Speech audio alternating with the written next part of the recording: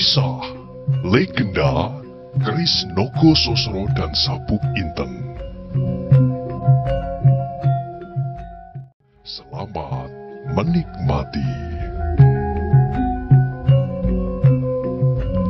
Dalam kisah sebelumnya diceritakan, maka sebentar kemudian Gajah Sora dan Mahesa Jenar dengan hati-hati sekali menyelinap dari satu rumpun ke rumpun yang lain, dari balik padas yang satu ke padas yang lain. Selangkah demi selangkah mereka berhasil mendekati gerbang yang menghadap ke utara. Gerbang ini dalam keadaan biasanya selalu dijaga dengan kuatnya oleh orang-orang kepercayaan Simarodra. Tetapi orang-orang itu sekarang sedang berkumpul di depan gua untuk dapat mencegah kalau sepasang uling itu akan berbuat sesuatu.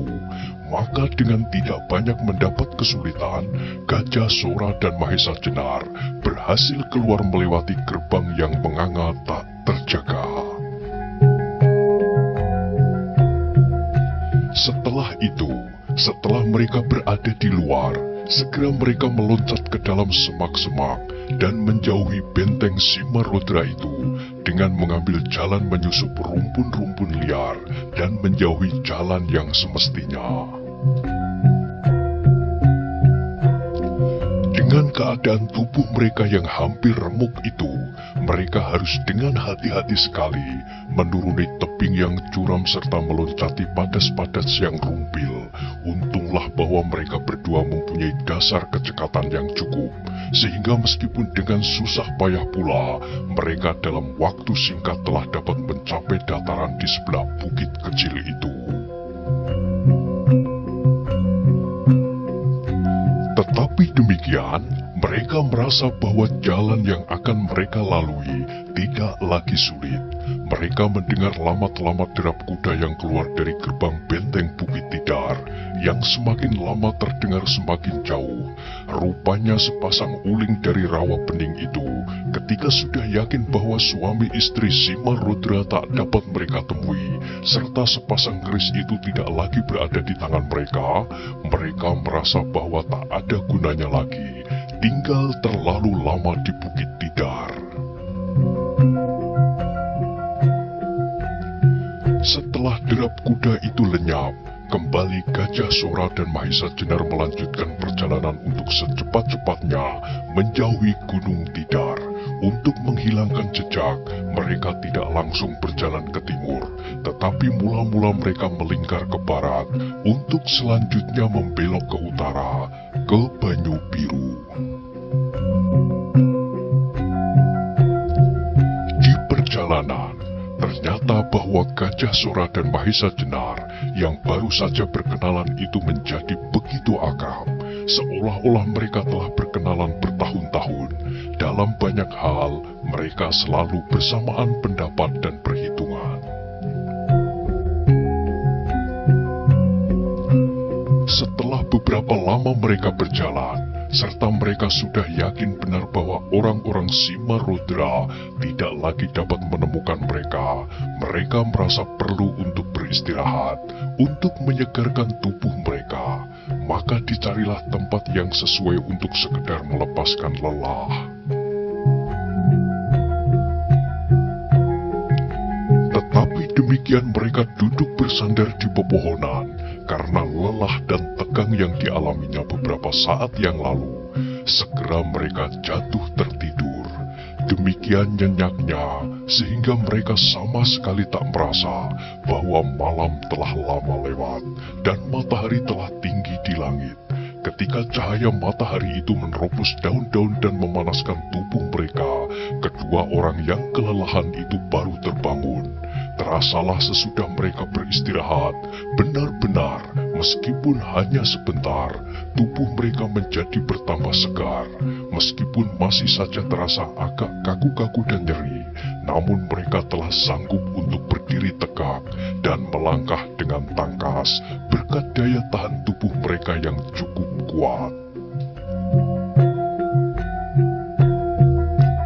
Setelah mereka mencuci muka serta sekedar minum air dari sumber yang ditemukannya di dekat mereka beristirahat, mulailah mereka melanjutkan perjalanan. Mula-mula mereka akan singgah ke Pangrantungan untuk menemui Ki Ageng Sora di Bayana, tetapi setelah dipertimbangkan untung ruginya, mereka membatalkan maksud itu. Di perjalanan pulang itu, barulah mereka mengetahui bahwa wajah-wajah mereka tampaknya seperti berubah. Beberapa noda biru dan bengkak-bengkak tampak di sana-sini.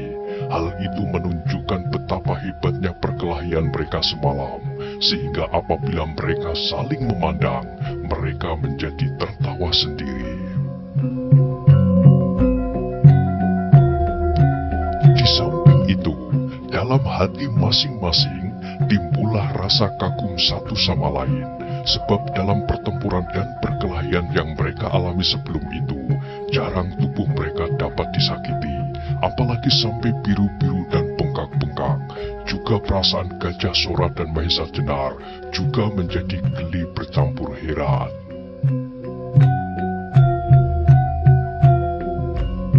Kenapa Ki Ageng Sora di Bayana begitu yakin bahwa cara perkenalan yang aneh itu tidak akan membawa akibat yang dapat berbahaya? Sebab rupanya dengan memberi banyak petunjuk kepada Mahesa Jenar, Ki Ageng Sora di Bayana memang bermaksud untuk mempertemukannya dengan Gajah Sora yang kebetulan juga sedang disuruhnya mengambil kedua pusaka itu tanpa memberitahukan lebih dahulu. Dengan wajah-wajah yang demikian, apabila mereka singgah di Pangrantunan, tentu akan menimbulkan kecurigaan, baik kepada mereka sendiri maupun kepada Ki Ageng Sora di Bayana yang menyamar sebagai seorang petani miskin. Karena itu, mereka berketetapan hati untuk melangsungkan saja perjalanan mereka ke Banyu Biru. Pada malam berikutnya, mereka bermalam pula di tengah-tengah hutan. Sengaja mereka tidak menuruti jalan ke berkota karena mereka merasa bahwa barang-barang yang mereka bawa adalah bukan barang biasa yang apabila sampai diketahui orang akan dapat banyak menimbulkan kerepotan.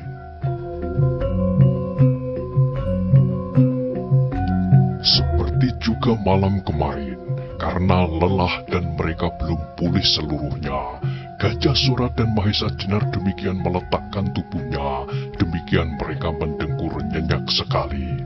Tetapi malam ini ternyata tidak setentram malam kemarin. Belum lagi mereka melampaui tengah malam, mendadak terasa tubuh mereka dikenai sesuatu. Gajah Sora dan Mahesa Jenar adalah orang-orang yang pernah mengalami latihan-latihan jasmaniah maupun kesiagaan batin. Maka demikian tubuh mereka kena sentuhan yang tidak wajar. Demikian mereka meloncat berdiri dan dalam sekejap mereka telah bersiaga. Dan tepat pada saatnya, terdengarlah gemerisik dedaunan di samping mereka, dan dengan suatu auman yang dahsyat, meloncatlah seekor harimau hitam yang besarnya bukan kepalang, menerkam Mahesa Jenar. Untunglah bahwa tubuh Mahesa Jenar telah agak terasa baik, sehingga dengan menjatuhkan diri ia bebas dari terkaman harimau hitam itu. Bahkan tiba-tiba ia menjadi marah sekali atas gangguan yang mendadak datangnya. Karena itu, ia tidak menanti lebih lama lagi. Saat itu pula segera ia mengatur jalan pernafasan menurut ajaran gurunya, menyilangkan tangan kirinya di muka dada, serta mengangkat tangan kanannya, satu kakinya ditekuk ke depan, dan dengan menggeram penuh kemarahan, ia meloncat ke arah harimau yang baru saja menjejakkan kakinya ke atas tanah itu, berbareng dengan mengayunkan pukulan Sosro Birowo. Tetapi ketika tangannya sudah hampir menyentuh tubuh harimau itu, tiba-tiba dengan gerakan aneh, harimau itu berguling-guling tangkas sekali, sehingga pukulan Mahesa Jenar yang dilambari kekuatan ilmu Sosro Birowo itu tidak mengenai sasarannya. Dengan demikian, ia terseret oleh kekuatannya sendiri sehingga hampir saja ia kehilangan keseimbangan. Untunglah bahwa dengan cepat Mahesa Jenar dapat menguasai dirinya kembali, sehingga ia tidak jatuh tertelungkup. Tetapi pada saat yang demikian, pada saat di mana Mahesa Jenar masih belum dapat menguasai keseimbangan sepenuhnya, harimau itu telah siap merobek-robeknya. Untunglah bahwa kawan seperjalanannya bukan pula orang kebanyakan. Ia menyaksikan kegagalan Mahesa Jenar dengan penuh keheranan. Heran atas sikap seekor harimau yang dengan tangkas dapat membebaskan dirinya dari pukulan maut Mahesa Jenar. Bahkan harimau itu telah siap pula untuk menerkamnya. Karena itu, Gajah Sora tidak mau kehilangan waktu. Cepat seperti kilat ia meloncat sambil merentangkan tangannya, yang sesaat kemudian telah menyilang dadanya. Dengan suatu gerakan melingkar lewat atas kepalanya, ia menghantam harimau itu dengan dahsyatnya. Bahkan Gajah Sora telah mempergunakan ilmunya, Lebur Saketi.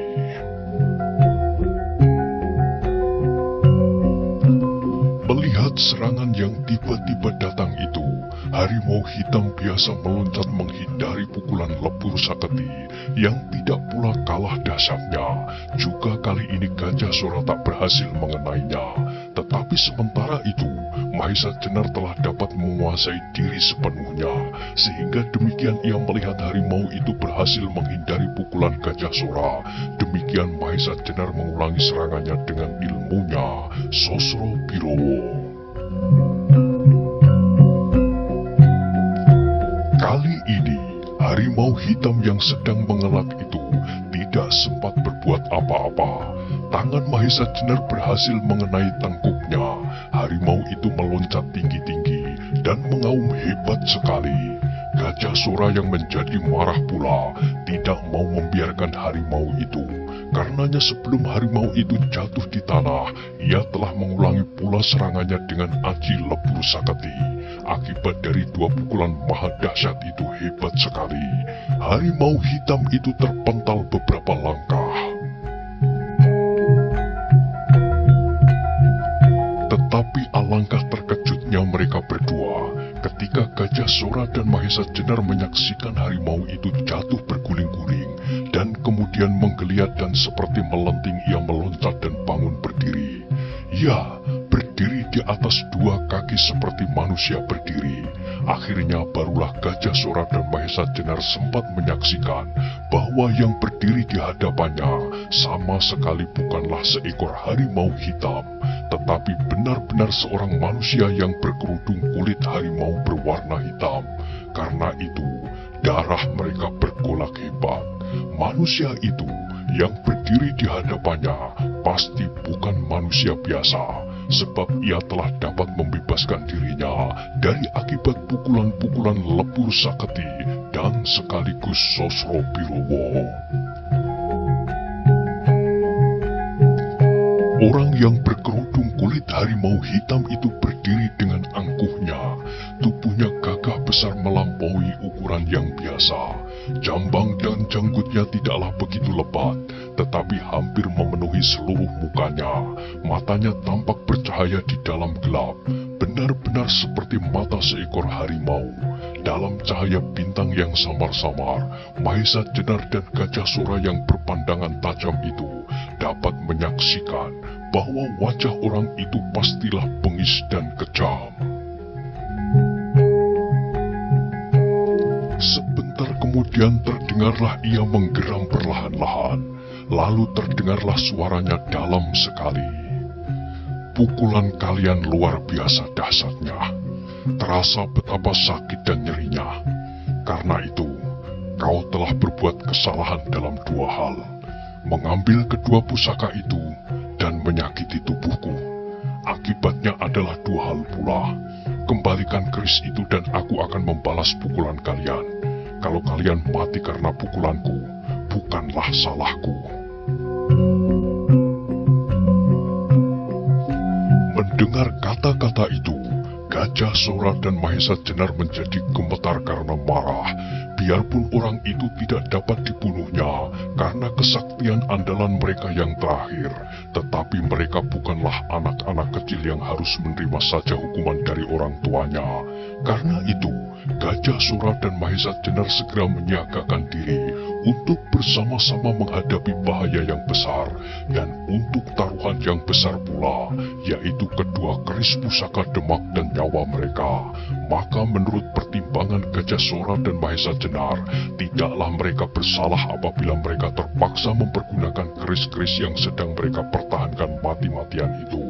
Karena itu, tangan Mahesa Jenar dan Gajah Sora segera melekat pada ukiran keris yang mereka bawa masing-masing.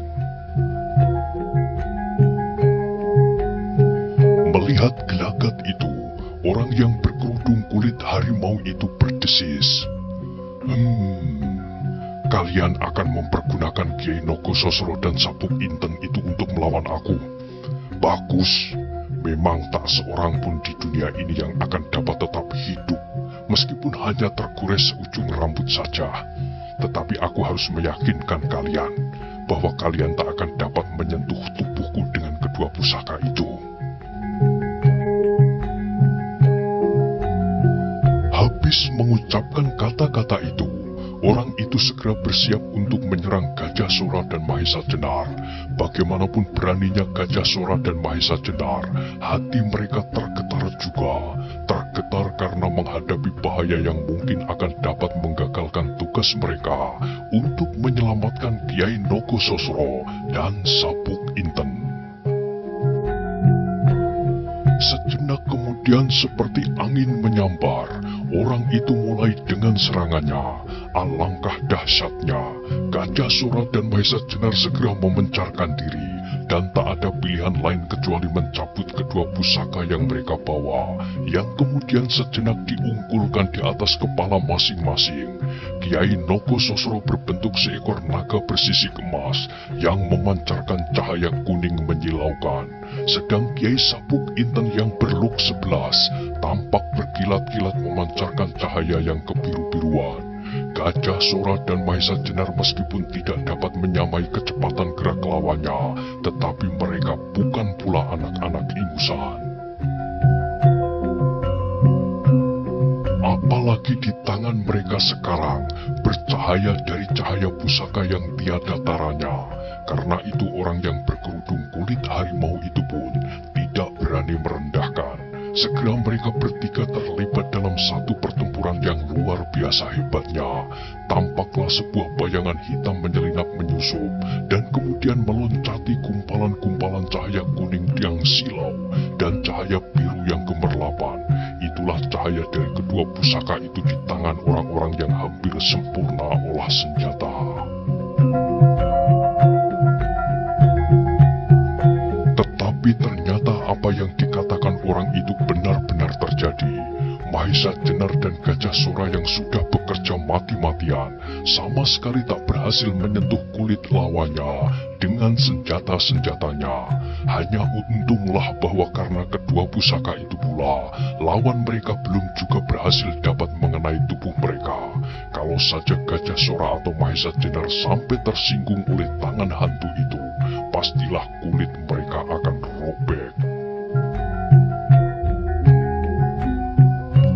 Akhirnya, ketika pertempuran itu sudah berlangsung beberapa saat dan masih saja Gajah Sora dan Mahesa Jenar memberikan perlawanan yang sengit, orang yang berkerudung kulit harimau itu tidak sabar lagi. Ia meloncat beberapa langkah ke belakang dan dengan gerak yang menakutkan ia menggetarkan tubuhnya sambil mengaum mengerikan. Sesaat kemudian, ia telah siap untuk mengadakan serangan-serangan terakhir yang mematikan. Meskipun Gajah Sora dan Mahesa Jenar tidak mengerti arti dari gerakan-gerakan itu, mereka yakin bahwa saat yang menentukan segera akan tiba. Gajah Sora dan Mahesa Jenar pun segera mempersiapkan diri. Mereka berdiri kira-kira berjarak 3-4 langkah yang dapat dicapainya dalam satu loncatan. Mereka sudah bertekad untuk bertempur sampai kemungkinan yang terakhir.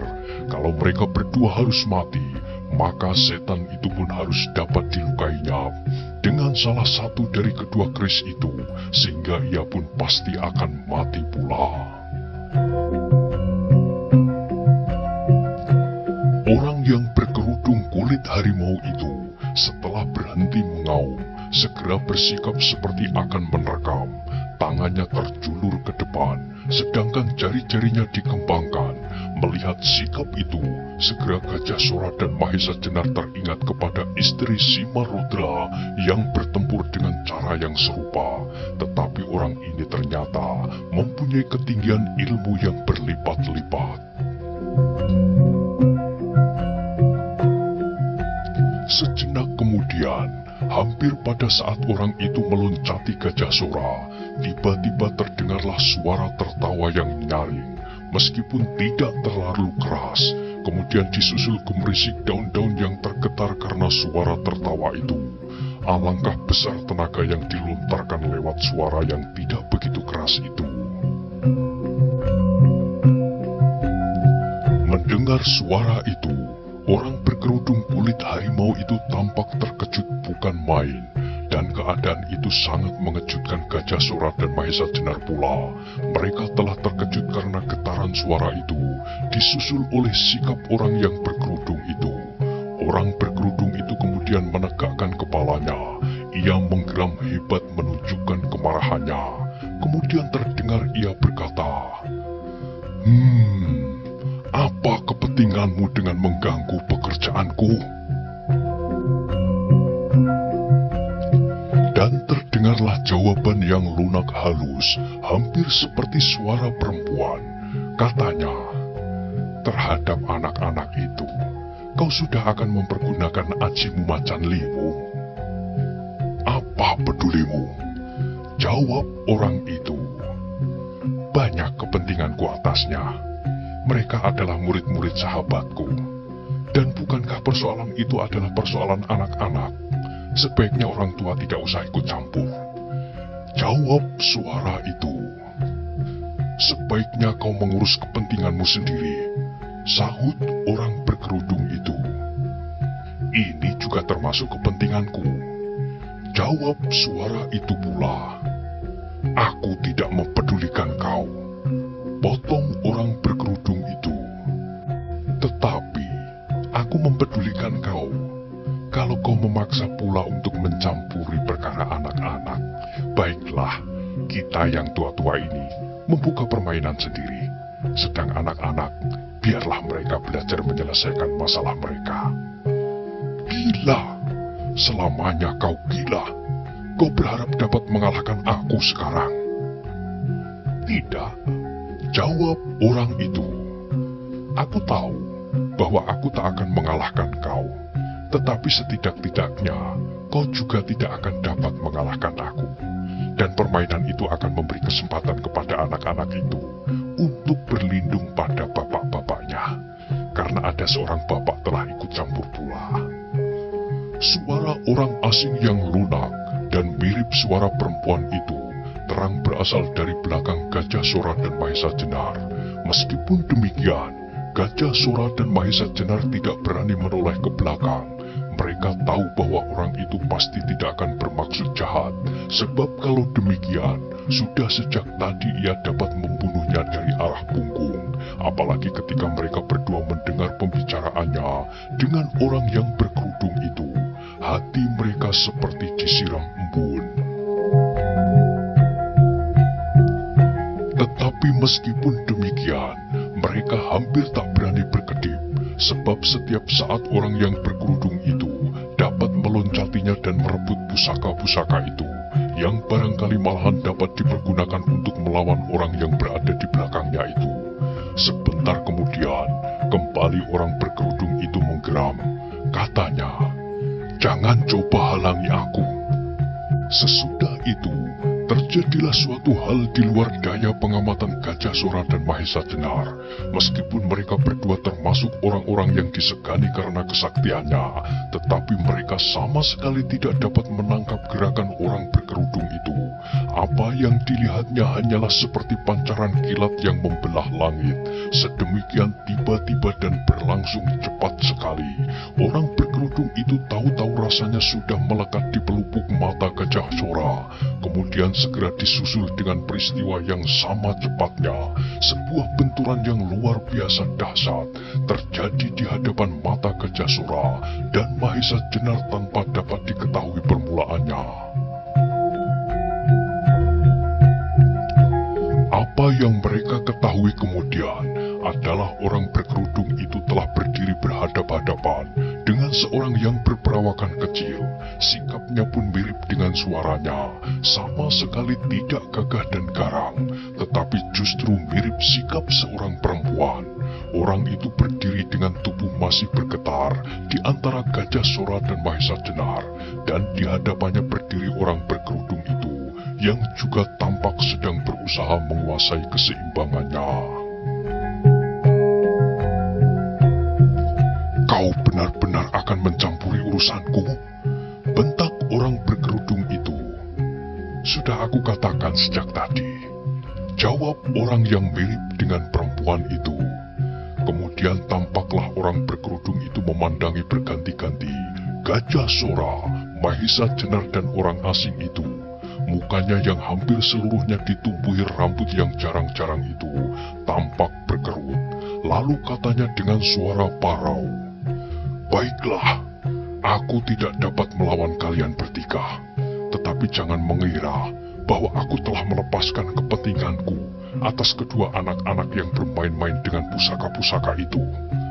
Setelah berkata demikian, segera ia meloncat tak ubahnya seekor harimau dan kemudian menyusup lenyap di gerumbul liar.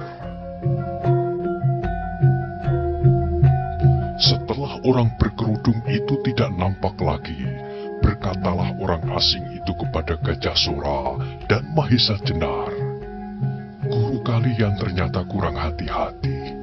Untunglah aku melihat harimau itu, sedang kalian tidur nyenyak, sehingga aku terpaksa membangunkan kalian dengan batu. Seharusnya guru kalian tidak melepaskan kalian tanpa pengawasannya." Gajah Sora dan Mahesa Jenar kemudian dengan membungkuk hormat mengucapkan terima kasih yang sebesar-besarnya, dan dengan agak berdebar-debar Gajah Sora mencoba bertanya, "Bolehkah aku mengetahui siapakah Tuan?" Orang itu tersenyum. Jawabnya, "Tidakkah gurumu pernah bercerita tentang aku?" Gajah Sora mengerenyitkan alisnya sambil mengingat-ingat cerita gurunya tentang sahabat-sahabatnya. Mahesa Jenar juga mencoba untuk menebak-nebak siapakah kiranya yang berdiri di hadapannya itu. Tiba-tiba mereka hampir bersamaan teringat kepada cerita guru masing-masing, pendekar sakti yang menurut istilah guru mereka sama sekali tampangnya tak berarti. Mungkin orang inilah yang dimaksud. Maka dengan hampir bersamaan pula mereka mengucapkan sebuah nama. "Tuankah yang bergelar Titis Anganten dari Banyuwangi?" Kembali orang itu tersenyum. Jawabnya, "Nah, ternyata kalian kenal aku. Guru-gurumu pasti pernah berkata tentang orang yang tampangnya tak berarti." Lalu terdengarlah ia tertawa nyaring. "Aku dengar Kakang Pengging Sepuh telah wafat." Tanyanya tiba-tiba kepada Mahesa Jenar. Mahesa Jenar tertegun. Rupanya dengan tepat orang itu mengetahui bahwa ia adalah murid Ki Ageng Pengging Sepuh. Maka segera ia pun menjawab, "Benar apa yang Tuhan katakan." Orang itu mengangguk-angguk. Katanya kemudian, "Dan tidakkah Kakang Sora Dipayana mengetahui bahwa macan ireng itu berada di sini?" Gajah Sora segera menjawab, "Mungkin Tuan, sebab guru tak pernah menyebutkan itu." "Mungkin," Sahut orang yang ternyata adalah Titis Anganten. Sebab kedatangannya belum seberapa lama. Ketika aku ketahui bahwa alas Lodaya kosong, segera aku pergi ke Gunung Tidar. Ketahuilah bahwa orang itulah yang sebenarnya bernama Simarudra. Ia adalah ayah dari istri Simarudra yang sekarang. Dan terkaanku adalah tepat. Ia pergi mengunjungi anak perempuannya di Gunung Tidar. Beberapa lama aku terpaksa mengeram mengawasinya. Jadi aku dapat melihat seluruhnya yang terjadi di muka gua Simarudra. Aku dapat melihat kedatangan kalian dari arah yang berbeda. Dan aku terpaksa membantu ketajaman sirep yang kau sebarkan. Sebab Simarudra itu pun telah mencoba melawannya. Dan karena kami lakukan berdua, maka sirep kami pun menang. Untunglah bahwa Simarudra berdua itu berlari ke dalam pintu rahasia. Sehingga ayahnya memerlukan waktu untuk keluar melalui lubang yang lain, sehingga ia baru dapat menyusul kalian sekarang ini. Dan agaknya, karena kedatangannya itu ingin dirahasiakan, dan karena kepercayaannya kepada anaknya, ia tidak merasa perlu untuk membantu.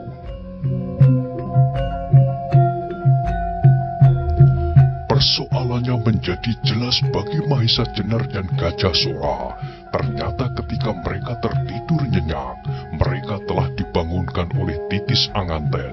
Itulah sebabnya mereka merasa seperti dilempar dengan batu. Dan apa yang mereka hasilkan sekarang, sebagian adalah karena jasa orang itu pula. Tetapi, kata Titis Anganten kepada Mahesa Jenar, sampai sekarang aku masih belum mengenal nama-nama kalian. Siapakah namamu, anak muda? Namaku Mahesa Jenar, Tuan. Sebagai seorang prajurit, aku disebut Ranggatoh Jaya. Jawab Mahesa Jenar. Titis Anganten mengangguk-angguk. Sudah lama sekali aku tak bertemu dengan Kakang Pengging Sepuh, sehingga aku belum mengenal nama murid-muridnya. Sahutnya, sedang apa yang kau lakukan terhadap lawan-lawanmu dengan Sosrobirowo yang terkenal itu? Kau benar-benar mengingatkan aku kepada gurumu. Kelak kalau telah mengendap benar-benar dan dapat menguasai setiap saluran nafasmu dengan baik, maka dapat diharapkan bahwa kau setidak-tidaknya akan dapat menyamai gurumu. Hanya sayang bahwa gurumu itu tidak lagi berkesempatan menuntunmu lebih lama lagi, sehingga kau harus berjuang sendiri untuk mencapai kesempurnaan.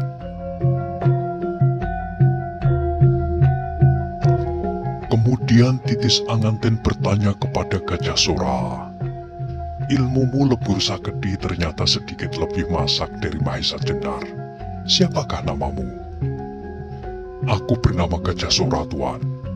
Jawab Gajah Sora. Titis Anganten mengerenyitkan alisnya. Katanya kemudian, namamu mirip dengan nama gurumu. Mungkin kau tidak saja muridnya. Menilik wajahmu yang mirip dengan wajah Kakang Sora, aku sejak tadi sudah mengira bahwa kau adalah anaknya. Benar, Tuan. Jawab Gajah Sora. Aku adalah anaknya yang sulung. Kembali Titis Anganten mengangguk-anggukkan kepalanya. Sambungnya, mungkin karena gurumu yang bahkan ayahmu masih selalu dapat mendampingimu, itulah maka ilmumu agak lebih masak sedikit dari Mahesa Jenar. Tetapi bagaimanapun aku telah dapat menyaksikan suatu pertunjukan yang luar biasa. Sosrobirowo beradu dengan lebur saketi. Dua macam ilmu yang tak ada bandingnya. Mendengar pujian itu, Mahesa Jenar dan Gajah Sora agak canggung pula. Nah, sekarang sarungkan pusaka-pusaka itu, kata Titis Anganten lebih lanjut. Kata-kata itu telah menyadarkan Gajah Sora dan Mahesa Jenar bahwa sejak tadi kedua pusaka keramat itu masih saja digenggamnya erat-erat. Karena itu, maka setelah diungkupkan di atas kepala masing-masing, keris itu kemudian disarungkan kembali. Sekarang, kata Kata Titis Anganten melanjutkan, "Untuk sementara kalian akan aman. Macan ireng itu pasti tidak akan mengganggumu lagi. Tetapi untuk seterusnya, kau harus berhati-hati. Sebab ilmunya yang dinamainya Macan Liwung itu tak kalah pula dahsyatnya. Mungkin ilmu itu masih belum diturunkan kepada anak atau menantunya. Tetapi dengan kejadian-kejadian ini, tidak mustahil bahwa ia akan menurunkan ilmunya itu segera untuk mendapatkan tenaga-tenaga yang akan membantunya melawan angkatan tua dan kalian. Akibatnya pastilah besar. Apalagi kalau si Marodra itu menghubungi sahabat-sahabatnya. Misalnya Bugil Kaliki dari lembah Gunung Cermai. Mungkin juga dengan Ki Pasingsingan dari Mentauk.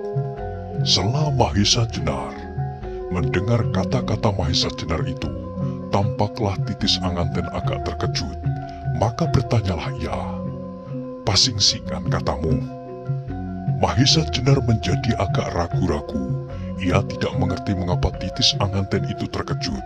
Tetapi akhirnya ia menjawab juga, "Iya Tuan, Pasingsingan, Guru Lowoiju di Mentauk."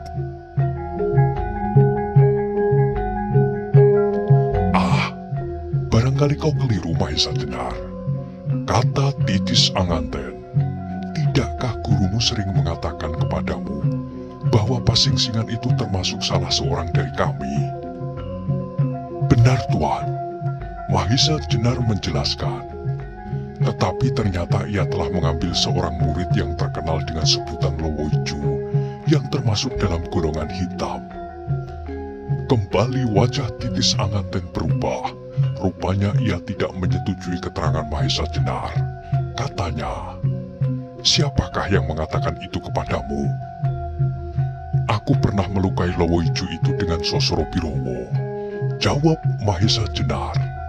"Hal itu terpaksa aku lakukan karena Lowoiju mempergunakan cincin bermata akik yang merah menyala dan beracun. Pada saat itulah muncul Pasingsingan yang akan membunuhku. Untunglah bahwa pada saat itu hadir pula Ki Ageng Pandan Alas, meskipun tidak menampakkan diri." "Pandan Alas," potong Titis Anganten, dan tiba-tiba wajahnya menjadi terang oleh suatu kesan yang lucu terhadap Pandan Alas.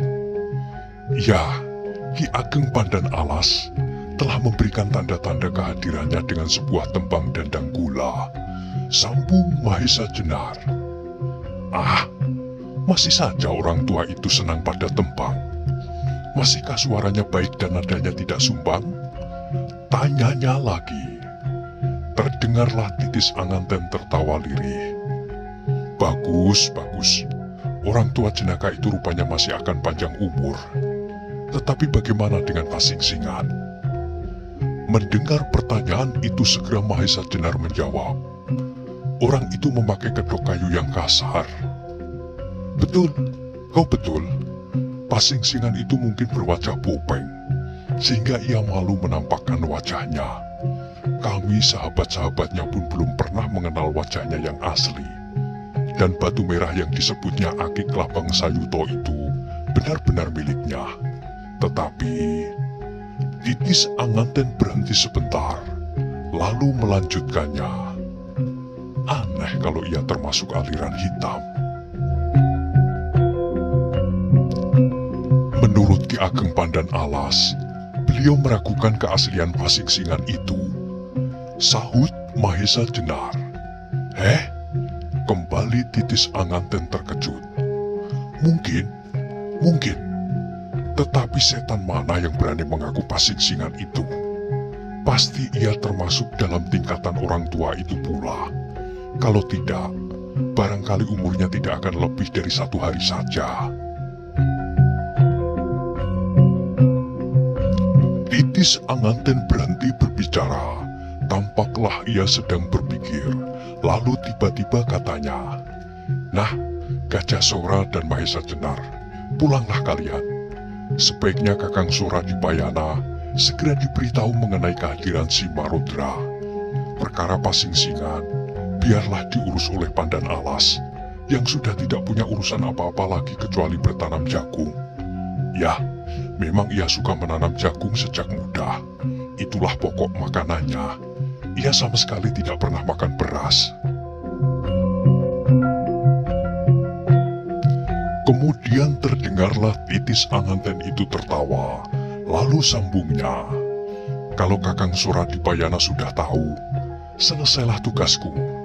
Aku ingin melanjutkan perjalanan ke barat. Mumpung aku sudah sampai di sini, aku ingin mengunjungi Kakang di Gunung Selamet." "Tetapi, tidakkah Tuan hendak singgah di rumahku?" sahut Gajah Sora. "Dan mungkin Tuan akan dapat bertemu dengan ayah. Barangkali pertemuan itu dapat menggembirakan ayah." Titis Anganten menggelengkan kepalanya. Pertemuan semacam itu selalu menjadi pembicaraan orang, apalagi di daerah yang sedang ribut ini. Katakanlah bahwa aku akan datang besok, kalau aku akan pulang ke Banyuwangi. Ketahuilah bahwa di sini segala sesuatu tak ada dirahasiakan, kalau kita tidak melakukannya dengan sembunyi-sembunyi. Sekarang, aku sudah lelah setelah bersembunyi beberapa hari mengintip Simarudra. Nah, selamat berpisah. Salam buat ayahmu Gajah Sora.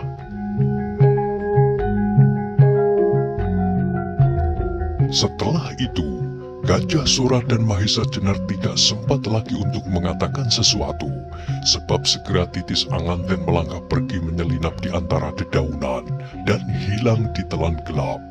Tinggallah kini Gajah Sora dan Mahesa Jenar yang segera teringat kepada pekerjaannya.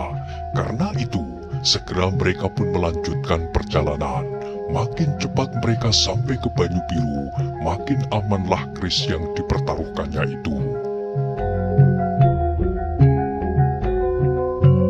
Sampai di Sarapadan, segera mereka memotong jalan ke Bergota. Mereka berjalan dengan cepat tanpa berhenti, sebab bagaimanapun kemungkinan Simarudra akan menyusul mereka masih tetap ada, meskipun Titis Anganten telah mengatakan bahwa untuk sementara mereka dapat merasa aman. Demikianlah mereka berjalan tanpa berhenti, sehingga pada hari berikutnya, ketika matahari sudah condong ke barat, mereka dengan selamat sampai ke Banyu Biru.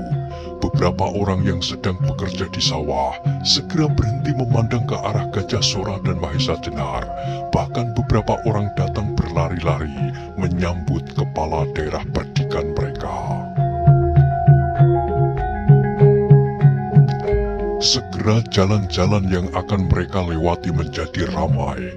Mereka menyambut dengan tulus dan bangga atas kepala daerah mereka yang mereka taati.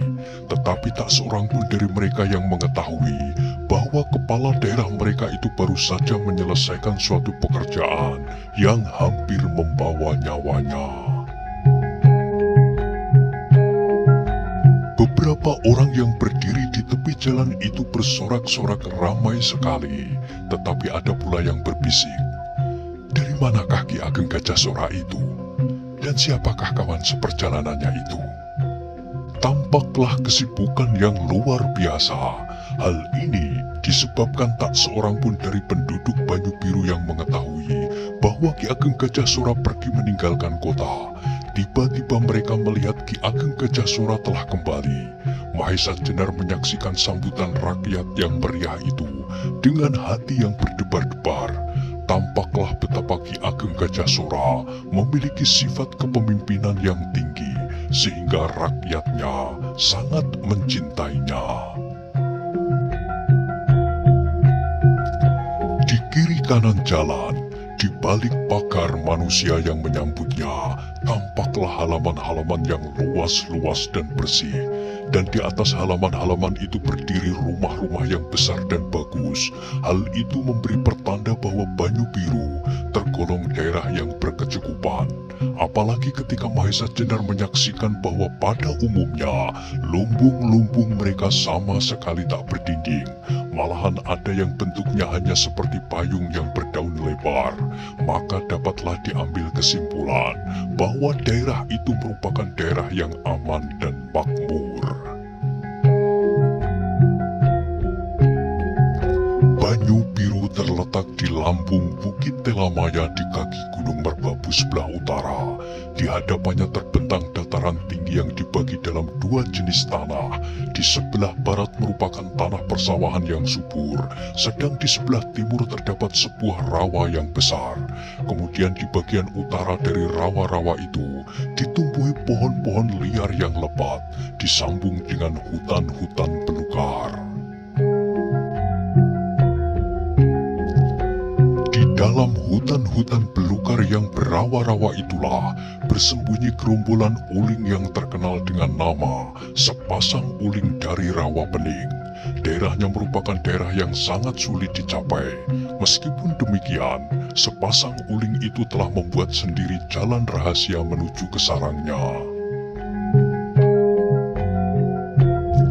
Bagi rakyat Banyu Biru, sawah serta rawa pening itu merupakan sumber penghasilan yang utama.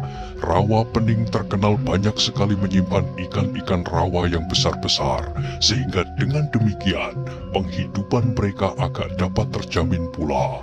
Sedangkan gerombolan uling itu sama sekali tidak berani mengganggu mereka, sebab di bawah pimpinan Ki Ageng Gajah Sora, rakyat Banyu Biru merupakan rakyat yang kuat lahir dan batinnya. Demikianlah, maka Ki Ageng Gajah Sora di sepanjang jalan melambai-lambaikan tangannya untuk menyambut sorak-sorai rakyatnya. Tiada lama berselang, terdengarlah derap beberapa ekor kuda yang datang dari arah depan, dan muncullah dari kelokan jalan beberapa orang berkuda menyongsong kedatangan Ki Ageng Gajah Sora dan Mahesa Jenar. Demikian kuda-kuda itu mendekati Ki Ageng Gajah Sora, meloncatlah seorang yang bertubuh agak pendek dan gemuk dari atas kudanya. Wajahnya meskipun sudah ditandai dengan garis-garis umur, tetapi tampak kekanak-kanakan dan jenaka. Kecuali kuda yang dinaikinya, orang itu masih menuntun seekor kuda lagi yang berwarna putih, sudah lengkap dengan pelananya. Ketika yang lain melihat orang itu meloncat turun, maka berloncatan pulalah mereka dari atas kuda-kuda mereka. Maka berkatalah orang yang pendek gemuk itu dengan suara berderai, "Anak Mas Gajah Sora, hampir Rawa Pening aku suruh aduk untuk mencari anak Mas, kalau-kalau sedang mandi di sana. Bahkan, Gunung Gajah Mungkur itu aku suruh balikkan, mungkin anak Mas terselip di dalamnya. Sungguh pandai anak Mas membuat orang tua bingung. Kemanakah anak Mas selama beberapa hari ini?" Ki Ageng Gajah Sora tersenyum. Jawabnya, "Tetapi tak ada sesuatu yang paman lakukan. Untunglah aku selamat." Alis orang tua yang sudah memutih itu bergerak-gerak. Katanya, "Aku sudah memerintahkan, tetapi Nyi Ageng melarangnya. Katanya aku disuruh menunggu sampai seminggu ini. Kalau tidak, Nyi Ageng sendiri akan memberi perintah untuk mencari anak Mas." Kembali Gajah Sora tersenyum. "Dan sekarang aku sudah kembali, Paman." Kembali orang tua itu berkata, "Aku memang sudah mendapat kesimpulan bahwa anak Mas pergi untuk sesuatu tugas yang tak seorang pun boleh mengetahui, kecuali Nyi Ageng. Kalau tidak, pastilah Nyi Ageng Gajah Sora sudah ribut sejak semula." Lalu terdengarlah suara orang itu tertawa menderai. "Karena itu, aku tidak berusaha lagi untuk mencari anak Mas. Dan sekarang anak Mas sudah pulang dengan selamat bersama-sama seseorang yang belum aku kenal." Lalu membungkuklah orang itu kepada Mahesa Jenar. Katanya, "Bolehkah aku memperkenalkan diri anak Mas? Namaku Anamerta." Mahesa Jenar membalas hormat orang tua itu. Jawabnya, "Aku bernama Mahesa Jenar, yang oleh kebaikan hati Ki Ageng Gajah Sora, aku mendapat kehormatan singgah di Banyu Biru." Orang tua itu mengangguk-anggukkan kepalanya, lalu katanya kepada Ki Ageng Gajah Sora, "Anak Mas Gajah Sora, karena aku tidak tahu bahwa anak Mas datang berdua, maka aku hanya membawa seekor kuda untuk anak mas. Maka baiklah, kalau anak mas Mahesa Jenar ini mempergunakan kudaku saja untuk bersama-sama dengan anak mas Gajah Sora." "Lalu paman?" tanya Gajah Sora. "Biarlah aku memakai salah satu dari kuda anak-anak itu," jawabnya. Maka dipersilahkannya Mahesa Jenar mempergunakan kuda warna merta yang berwarna abu-abu agak kemerah-merahan. Sedangkan Gajah Sora mempergunakan kudanya sendiri yang berwarna putih. Meskipun mereka sekarang berkuda, tetapi mereka berjalan perlahan-lahan juga, sebab masih saja orang-orang menyambut mereka di kiri kanan jalan.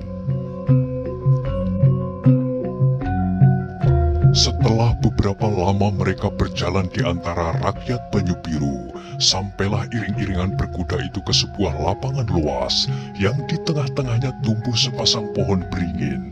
Lewat tengah-tengah lapangan yang tak lain adalah alun-alun Banyu Biru, mereka menuju ke sebuah rumah besar yang berpendopo luas dan bertiang ukir-ukiran.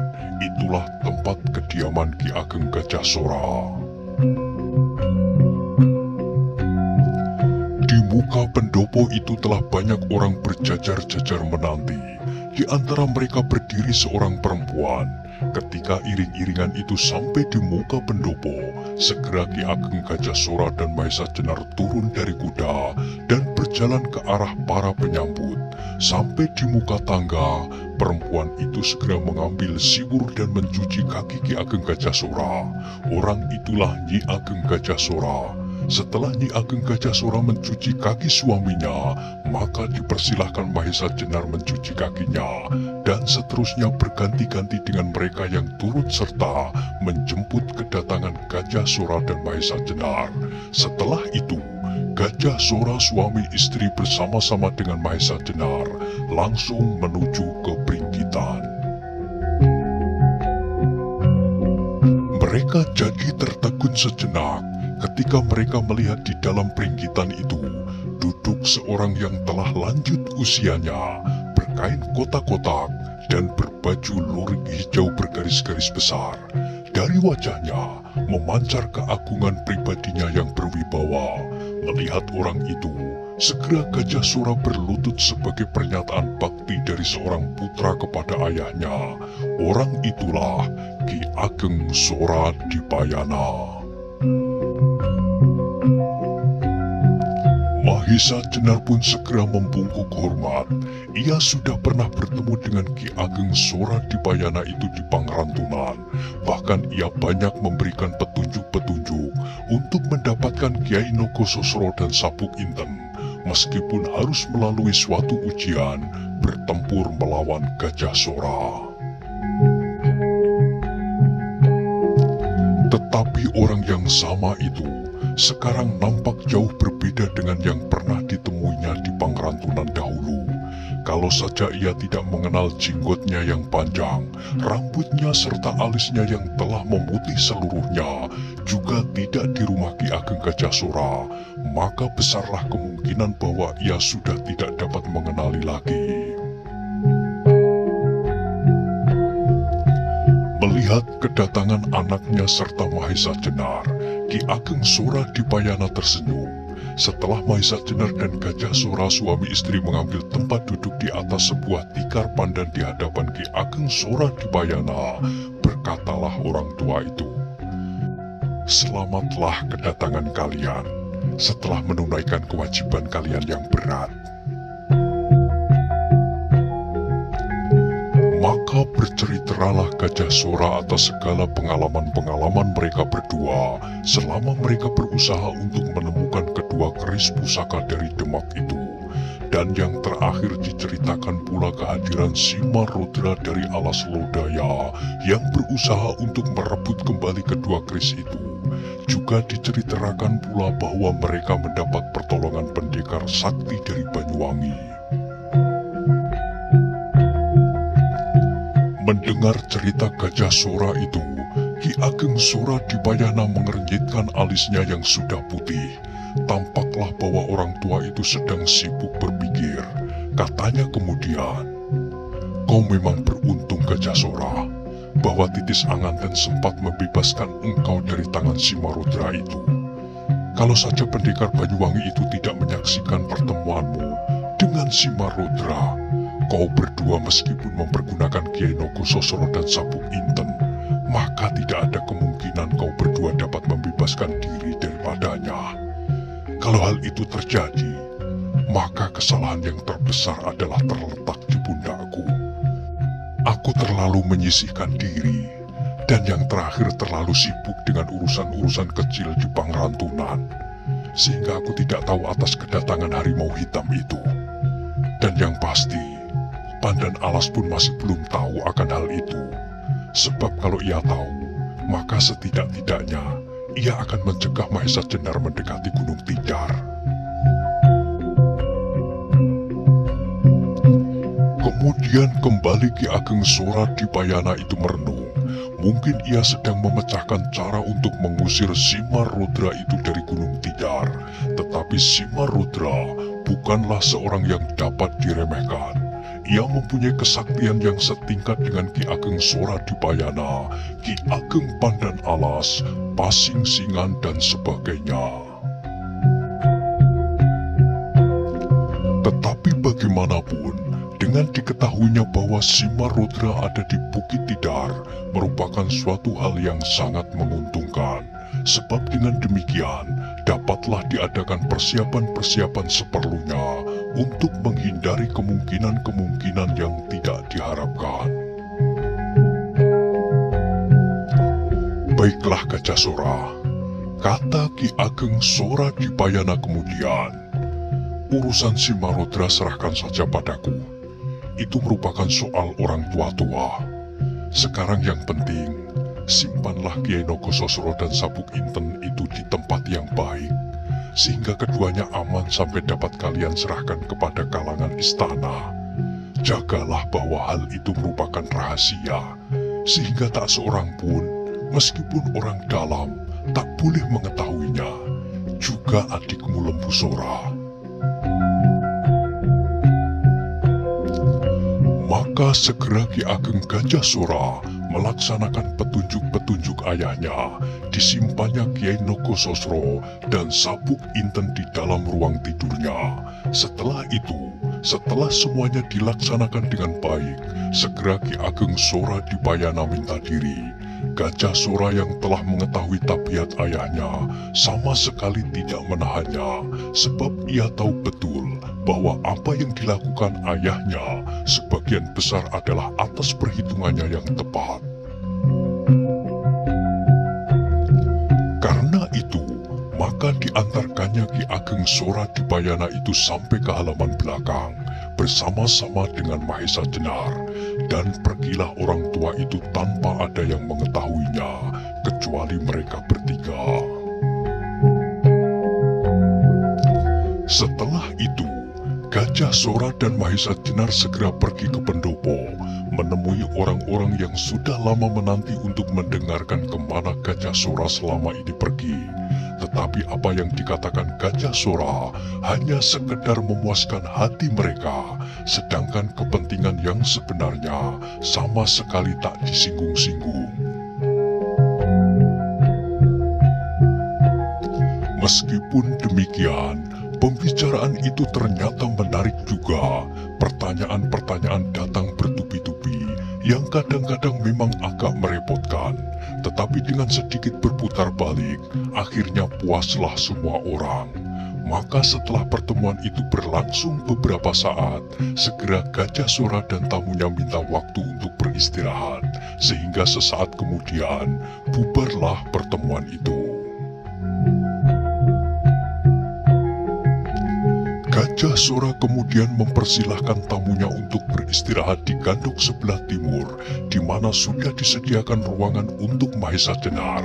Di sana ia akan tinggal untuk beberapa waktu, memenuhi permintaan Ki Ageng Gajah Sora. Keluarga Gajah Sora seluruhnya hanyalah terdiri dari 3 orang, kecuali pembantu-pembantunya. Gajah Sora dan istrinya yang ramah selalu melakukan kewajibannya dengan baik selaku seorang istri kepala daerah perdikan. Ia mengerti apa yang harus dilakukan, tidak hanya terhadap suaminya, tetapi juga kepada rakyatnya. Ia selalu siap memberikan pertolongan-pertolongan yang diperlukan oleh penduduk wilayahnya. Kemudian seorang anak laki-laki, putra Gajah Sora. Mahisa Jenar mengenal anak itu pertama kali ketika ia sedang duduk bersama-sama Ki Ageng Gajah Sora di halaman depan rumahnya. Tiba-tiba dari atas pohon melayanglah sebuah bayangan ke arah Gajah Sora. Mahisa Jenar yang tidak tahu menau hampir saja menangkap bayangan itu. Tetapi ketika dilihatnya Gajah Sora tidak bergerak, Mahisa Jenar pun mengurungkan niatnya. Bayangan itu kemudian dengan kuatnya melekat di punggung Ki Ageng Gajah Sora. Ternyata ia adalah seorang anak laki-laki yang berumur sekitar 13 tahun. Badannya tampak kuat dan agak gemuk. Wajahnya bulat mirip benar dengan wajah ayahnya. Ia sudah agak besar, tetapi karena ia putra satu-satunya, tampaklah bahwa ia agak manja, meskipun tidak berlebih-lebihan. Menilik sikap dan geraknya, pastilah ia sudah banyak menerima pendidikan dan pelajaran-pelajaran dari ayahnya. Ki Ageng Gajah Sora sendiri umurnya agak terpaut sedikit dari Mahisa Jenar. Mereka setuju untuk memanggil dengan sebutan kekeluargaan. Karena Gajah Sora agak lebih tua dari Mahisa Jenar, maka Mahisa Jenar memanggilnya Kakang. Rumah Ki Ageng Gajah Sora, Mahisa Jenar merasakan ketentraman hidup kekeluargaan. Berbeda sekali dengan jalan hidup yang ditempuhnya akhir-akhir ini. Pergi dari satu tempat ke tempat lain, mengalami bermacam-macam kejadian yang sebagian besar adalah di luar kehendaknya. Dan sekali-kali, kalau ia sedang berbaring di ruang tidurnya yang bersih dan teratur segala perabotnya, timbullah iri hatinya kepada mereka yang berhasil membangun rumah tangga yang baik. Dalam saat-saat yang demikian, kadang-kadang merayap pula di dalam dadanya suatu keinginan untuk dapat menikmati kehidupan seperti ini. Ketika ingatan Mahisa Jenar yang kadang-kadang melayang itu sampai kepada masa-masa yang baru saja dilampauinya, terbayang kembali dengan jelas satu persatu. Peristiwa-peristiwa itu muncul berganti-ganti di dalam angan-angannya. Teringatlah ia kepada sebuah halaman yang sejuk dan nyaman dari rumah Wirasaba yang digarap oleh istrinya yang cantik dan setia, yang karena kebodohannya terpaksa terjadi kesalahpahaman. Suaminya, seorang yang tinggi hati, yang tidak mau mendapat pertolongan dari orang lain. Tetapi hatinya merasa lega kalau diingatnya bahwa orang itu telah menemukan kesadarannya. Kemudian ingatan Mahisa Jenar terlempar kepada suatu peristiwa di hutan Tambak Baya. Pertemuannya dengan Jaka Soka dan Lowoiju, dan tiba-tiba ia menjadi berdebar-debar ketika terbayang wajah seorang gadis yang ketakutan dan yang kemudian akan membunuh dirinya sendiri dengan keris Kiai Sikar Menjalin. Dan jantungnya terasa berdegup keras sekali ketika ia mencoba mengingat-ingat gadis itu yang sedang tidur nyenyak di hadapannya. Tetapi kemudian Rara Wilis itu lenyap pula. Yang ada kini hanyalah dirinya. Dipandanginya kulitnya yang berwarna merah tembaga terbakar terik matahari. Tiba-tiba terasa bahwa belum waktunya bagi Mahisa Jenar untuk membayangkan ketentraman hidup berkeluarga. Karena itu, maka jalan sebaik-baiknya adalah melanjutkan usahanya untuk melaksanakan tujuan hidupnya, bekerja bekerja keras di antara rakyat untuk kepentingan rakyat, membebaskan mereka dari segenap gangguan kejahatan yang dilakukan oleh gerombolan-gerombolan liar dan jahat.